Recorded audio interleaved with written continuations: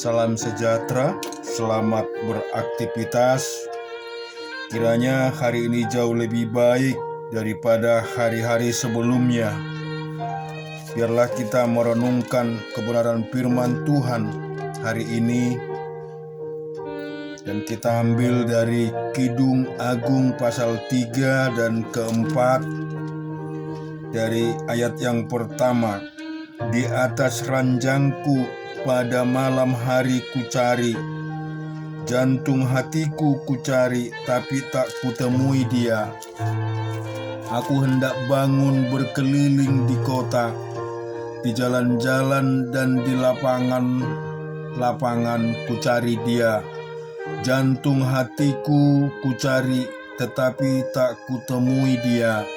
Aku ditemui peronda-peronda kota. Apakah kamu melihat jantung hatiku? Baru saja aku meninggalkan mereka. Kutemui jantung hatiku, kupegang dan tak kulepaskan dia sampai kubawa dia ke rumah ibuku, ke kamar orang yang melahirkan aku. Kusumpahi kamu putri-putri Yerusalem, demi kijang-kijang atau demi rusa-rusa betina di padang, jangan kamu membangkitkan dan menggerakkan cinta sebelum dia diingininya. Apakah itu yang membumbung dari padang gurun seperti gumpalan-gumpalan asap, tersaput dengan harum mur dan kemeyan, dan bau segala macam serbuk wangi dari pedagang? Lihat, itulah Joli Salomo, dikelilingi oleh 60 pahlawan. Dari antara pahlawan-pahlawan Israel, semua membawa pedang terlatih dan dalam perang, masing-masing dengan pedang pada pinggang karena kedahsyatan malam. Raja Salomo membuat bagi dirinya satu tandu dari kayu Libanon. Tiang-tiangnya dibuatnya dari perak, sandarannya dari emas, tempat duduknya berwarna ungu, bagian dalam dihiasi dengan kayu arang.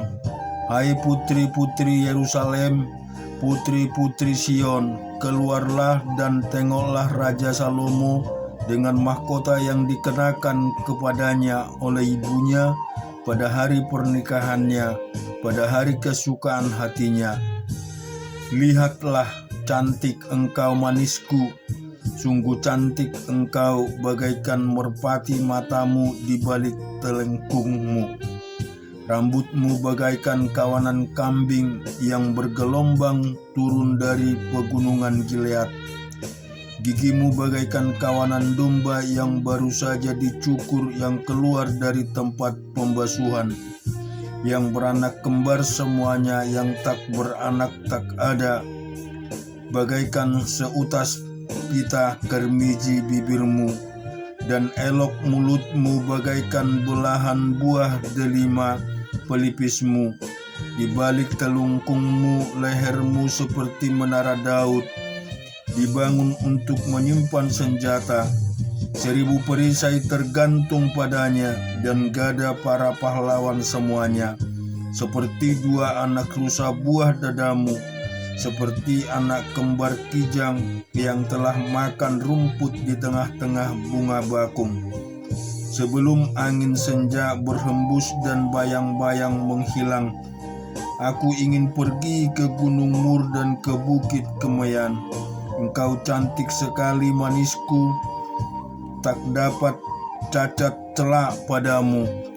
Turunlah kepadaku dari gunung Libanon, pengantinku.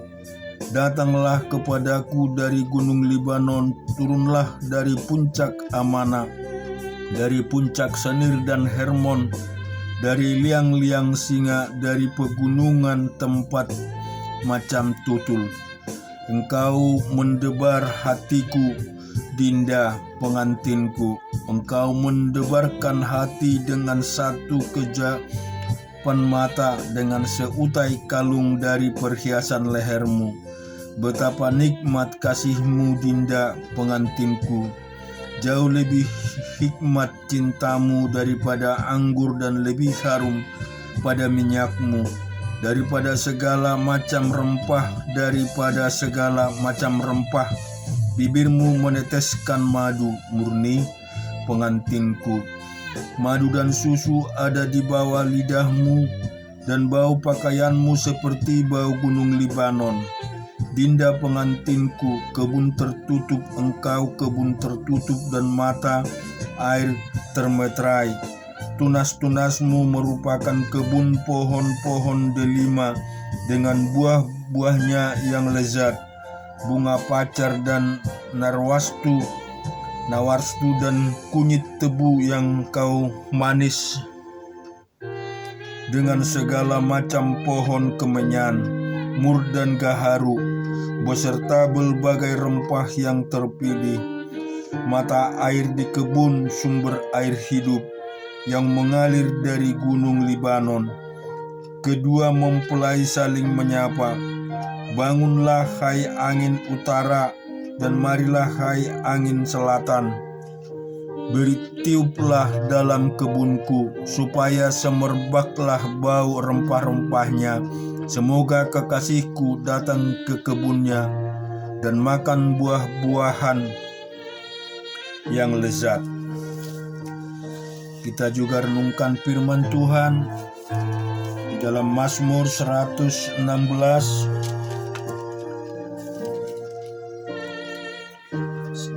dalam Mazmur 100 yang ke-15. Bukan kepada kami ya Tuhan, bukan kepada kami, tetapi kepada nama-Mu lah beri kemuliaan oleh karena kasih-Mu, oleh karena kesetiaan-Mu. Mengapa bangsa-bangsa akan berkata, di mana Allah mereka, Allah kita di surga? Ia melakukan apa yang dikehendakinya. Berhala-berhala mereka adalah perak dan emas, buatan tangan manusia. Mempunyai mulut tetapi tidak dapat berkata-kata, mempunyai mata tetapi tidak dapat melihat, mempunyai telinga tetapi tidak dapat mendengar, mempunyai hidung tetapi tidak dapat mencium, mempunyai tangan tetapi tidak dapat meraba-raba, mempunyai kaki tetapi tidak dapat berjalan, dan tidak dapat memberi suara dengan kerongkongannya. Seperti itulah jadinya orang-orang yang membuatnya dan semua orang yang percaya kepadanya. Hai Israel, percayalah kepada Tuhan. Dialah pertolongan mereka dan perisai mereka. Hai kaum Harun, percayalah kepada Tuhan. Dialah pertolongan mereka dan perisai mereka. Hai orang-orang yang takut akan Tuhan, percayalah kepada Tuhan. Dialah pertolongan mereka dan perisai mereka. Tuhan telah mengingat kita. Ia akan memberkati kaum Israel, memberkati kaum Harun, memberkati orang-orang yang takut akan Tuhan, baik yang kecil maupun yang besar.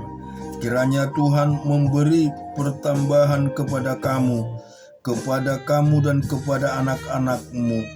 Diberkatilah kamu oleh Tuhan yang menjadikan langit dan bumi. Langit itu langit kepunyaan Tuhan, dan bumi itu telah diberikannya kepada anak-anak manusia. Bukan orang-orang mati akan memuji-muji Tuhan, dan bukan semua orang yang turun ke tempat sembunyi, tetapi kita akan memuji Tuhan sekarang ini dan sampai selama-lamanya. Haleluya. Aku mengasihi Tuhan sebab Ia mendengarkan suaraku dan permohonanku, sebab Ia menyendengkan telinganya kepadaku. Maka seumur hidupku aku akan berseru kepadanya. Tali-tali maut telah meliliti aku, dan gemetaran terhadap dunia orang mati menimpa aku. Aku mengalami kesesakan dan kedukaan, tetapi aku menyerukan nama Tuhan. Ya Tuhan, luputkanlah kiranya aku. Tuhan adalah pengasih dan adil. Allah kita penyayang. Tuhan memelihara orang-orang sederhana. Aku sudah lemah, tetapi diselamatkannya aku. Kembalilah tenang, hai jiwaku, sebab Tuhan telah berbuat baik kepadamu. Ya, Engkau telah meluputkan aku daripada maut, dan mataku daripada air mata, dan kakiku daripada tersandung. Aku boleh berjalan di hadapan Tuhan di negeri orang-orang hidup. Aku percaya sekalipun aku berkata, aku ini sangat tertindas. Aku ini berkata dalam kebingunganku, semua manusia pembohong. Bagaimana akan kubalas kepada Tuhan segala kebajikannya kepadaku? Aku akan mengangkat piala keselamatan dan akan menyerukan nama Tuhan. Akan membayar nasarku kepada Tuhan di depan seluruh umatnya. Berharga di mata Tuhan kematian semua orang yang dikasihinya. Ya Tuhan, aku hambamu, anak dari hambamu perempuan. Engkau telah membuka ikatan-ikatanku. Aku akan mempersembahkan korban syukur kepadamu dan akan menyerukan nama Tuhan. Akan membayar nasarku kepada Tuhan di depan seluruh umatnya, di pelataran rumah Tuhan, di tengah-tengahnya di Yerusalem. Haleluya. Dan kita juga renungkan kebenaran firman Tuhan pada Hakim-Hakim pasal yang kedua. Lalu malaikat Tuhan pergi dari Gilgal ke Bokhim dan berfirman, telah kutuntun kamu keluar dari Mesir dan kubawa ke negeri yang kujanjikan dengan bersumpah kepada nenek moyangmu. Dan aku telah berfirman, aku tidak akan membatalkan perjanjianku dengan kamu untuk selama-lamanya. Tetapi jangan kamu mengikat perjanjian dengan penduduk negeri ini. Mezbah mereka harus kamu robohkan, tetapi kamu tidak mendengarkan firmanku. Mengapa kamu berbuat demikian?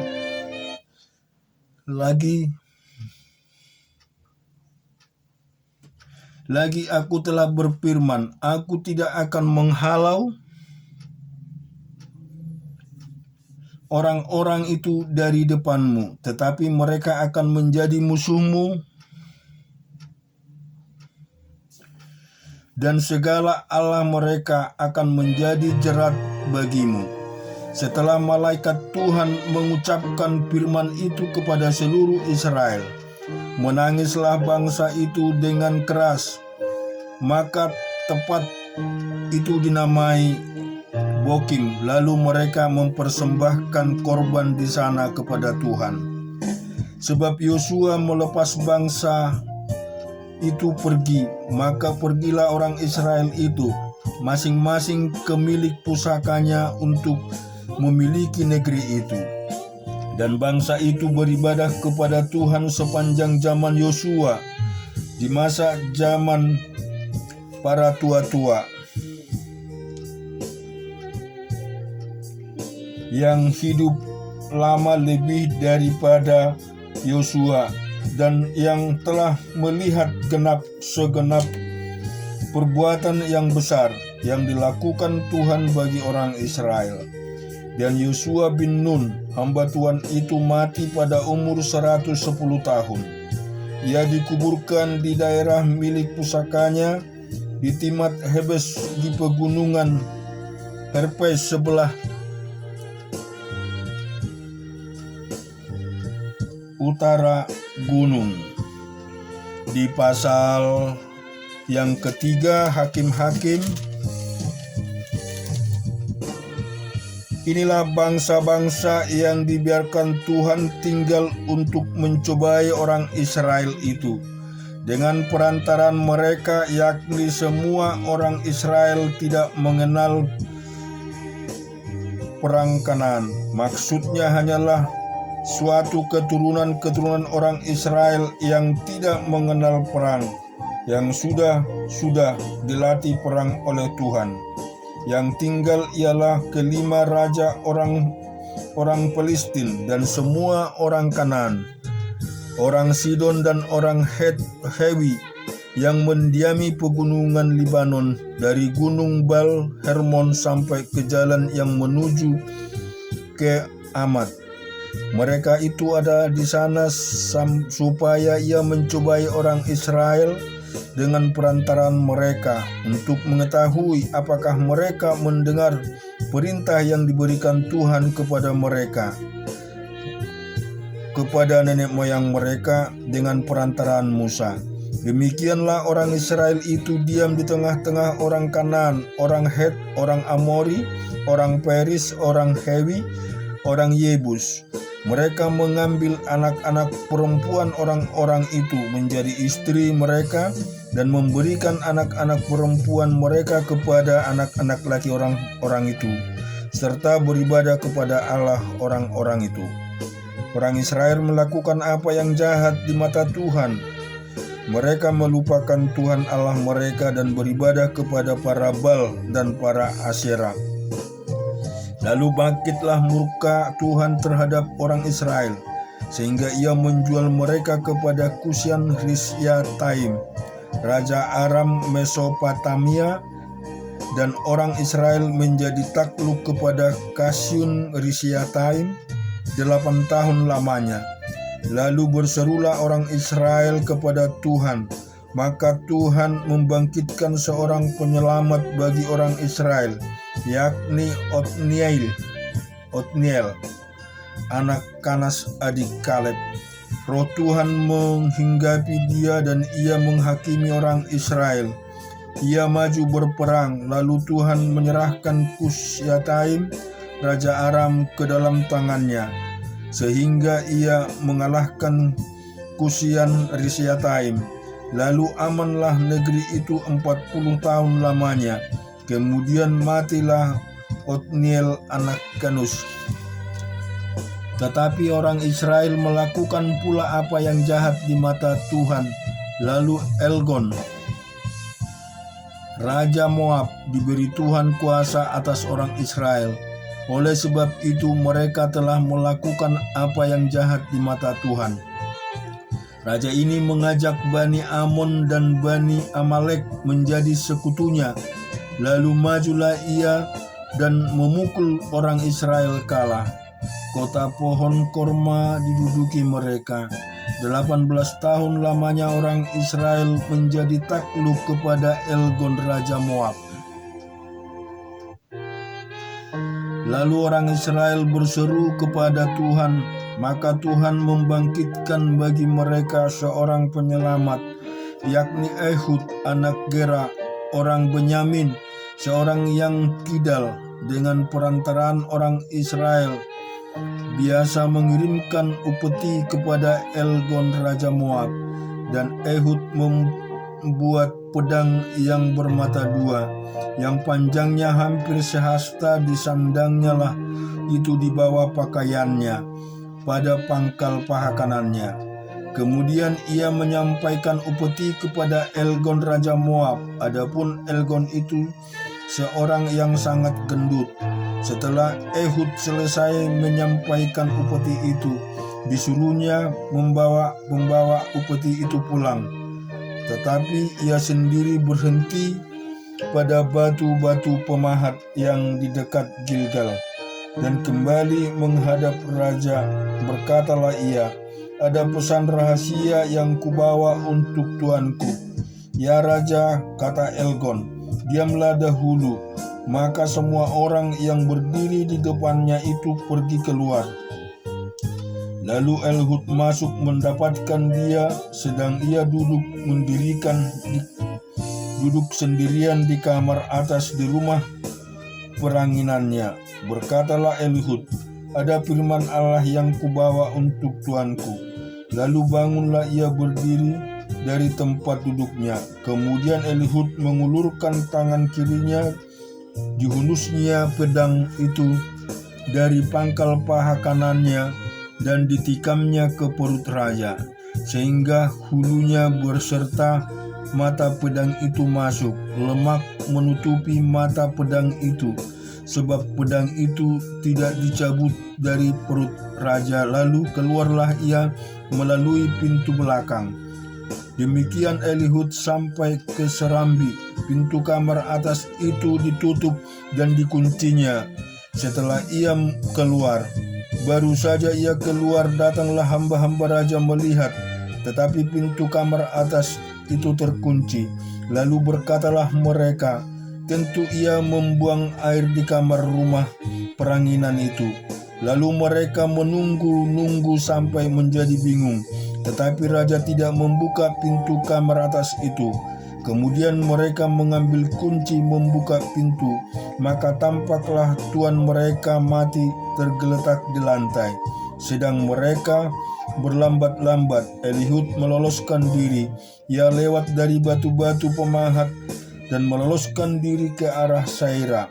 Setelah ia sampai ke sana, ditiupnyalah sangkakala di pegunungan Efraim. Lalu turunlah orang Israel bersama-sama dengan dia dari pegunungan itu, dan ia sendiri di depan. Berkatalah ia kepada mereka, ikutlah aku, sebab Tuhan telah menyerahkan musuhmu, orang-orang Moab itu, ke dalam tanganmu. Maka turunlah mereka mengikuti dia, lalu mereka merebut tempat yang berangan sungai Yordan ke Moab, dan tidak seorang pun dibiarkan mereka menyeberang. Pada waktu itu mereka menewaskan kira-kira 10.000 orang dari Moab, semua orang yang tegap dan tangkas, seorang pun tidak ada yang lolos. Demikianlah pada hari itu Moab ditundukkan oleh Israel, maka amanlah tanah itu 80 tahun lamanya. Sesudah dia bangkitlah Sanggar bin Anat. Ia menewaskan orang Filistin dan tongkat penghalau lembu, 600 orang banyaknya. Demikianlah ia juga menyelamatkan orang Israel. Kita melihat kebenaran firman Tuhan di dalam Yohanes pasal ke-15. Akulah pokok anggur yang benar, dan Bapakulah pengusahanya. Setiap ranting padaku yang tidak berbuah dipotongnya, dan setiap ranting yang berbuah dibersihkannya, supaya ia lebih banyak berbuah. Kamu memang sudah bersih karena firman yang telah kukatakan kepadamu. Tinggal di dalam aku dan aku di dalam kamu. Sama seperti ranting tidak dapat berbuah dari diri sendiri kalau ia tidak tinggal pada pokok anggur. Demikian juga kamu tidak berbuah jikalau kamu tidak tinggal di dalam aku. Akulah pokok anggur dan kamulah ranting-rantingnya. Barang siapa tinggal di dalam aku dan aku di dalam dia, ia berbuah banyak. Sebab di luar aku, kamu tidak dapat berbuah apa-apa. Barang siapa tidak tinggal di dalam aku, ia dibuang keluar seperti ranting dan menjadi kering. Kemudian dikumpulkan orang-orang menjadi kering. Kemudian dikumpulkan orang-orang, dicampakkan ke dalam api, lalu dibakar. Jikalau kamu tinggal di dalam aku, dan firmanku tinggal di dalam kamu, mintalah apa yang kamu kehendaki, dan kamu akan menerimanya. Dalam hal ini, Bapakku dipermuliakan, yaitu jika kamu berbuah banyak, dan dengan demikian kamu adalah murid-muridku. Seperti Bapa telah mengasihi aku, demikianlah juga aku telah mengasihi kamu. Tinggallah di dalam kasihku itu.